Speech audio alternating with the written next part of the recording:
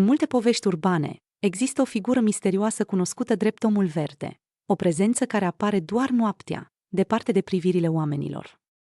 Legenda spune că omul verde este o siluetă care străbate drumurile pustii, cu pielea palidă sau uneori cu o nuanță stranie, aproape luminoasă.